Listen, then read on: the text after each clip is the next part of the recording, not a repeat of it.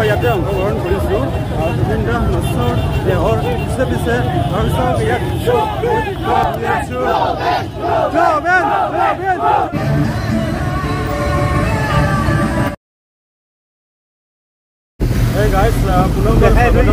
আপোনালোকক মোৰ ব্লগত আজি ব্লগটো হ'ব এইটোৱে ভিত্তি কৰম তো আজি আমি গৈ আছোঁ হয়তো কাইলৈ পৰা যাম নহ'লে সৰু সৰুতে ষ্টেডিয়ামলৈ আৰু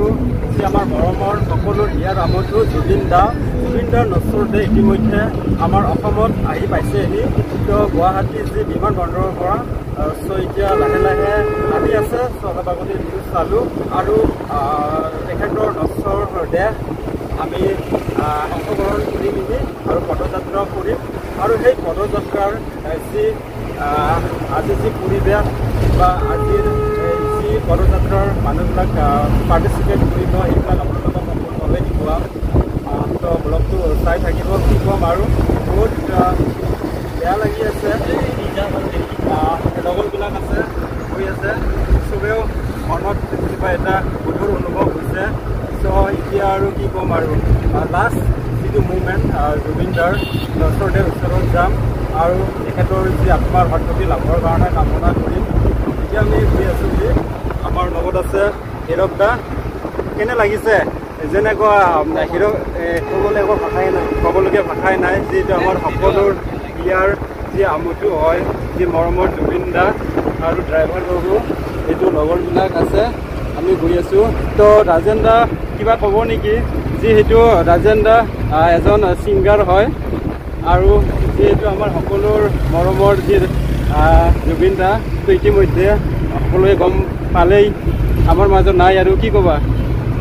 কথাটো আৰু ক'বলগীয়া নাই আৰু বহুত দুখ পাই আছোঁ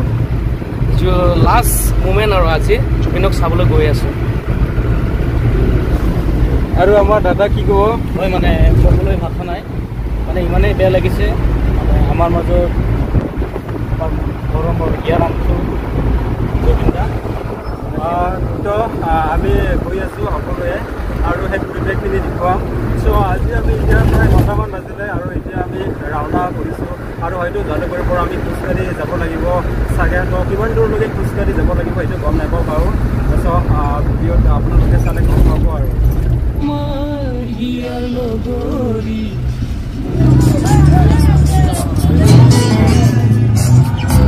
ভিডিঅ' আমি জালুকবাৰী পাইছোঁহি আৰু জালুকবাৰী বহুত মানুহ আৰু এতিয়া সেইটো আৰু তলত চাওঁ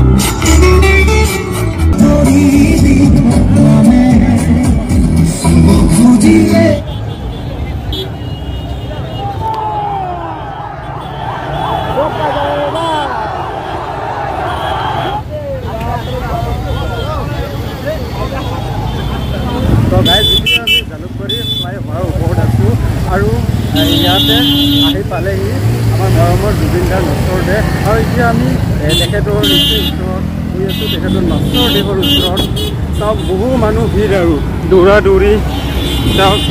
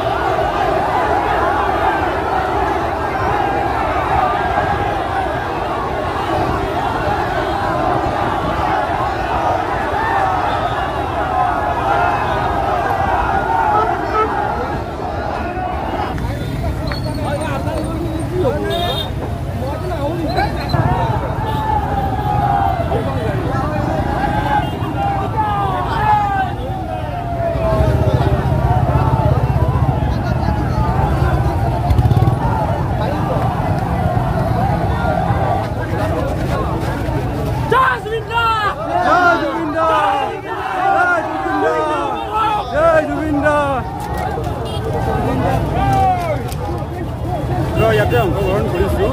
জুবিন দা নচৰ দেহৰ পিছে পিছে আৰু চাওক ইয়াত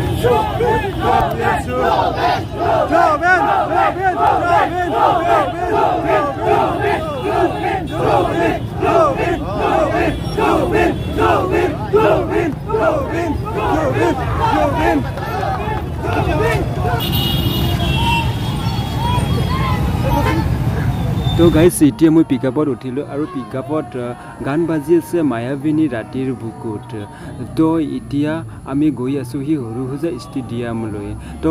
প্ৰথমতে কাইলিপাৰালৈ লৈ যাব আৰু তাত 2-3 ঘণ্টা ৰখাৰ পিছত আকৌ সৰুসজাই ষ্টেডিয়ামলৈ লৈ অহা হ'ব। চাওক কিমান মানুহৰ ভিৰ। তো গাড়ীৰ ওপৰৰ পৰা দৃশ্যখিনি মই দেখুৱাই যাম, আপোনালোকে চাই থাকক। কিমান লাখ লাখ যি জুবিনদাৰ ভক্তগণ ইয়াতে সমাগম হৈছে, যি লাষ্ট জুবিনদাক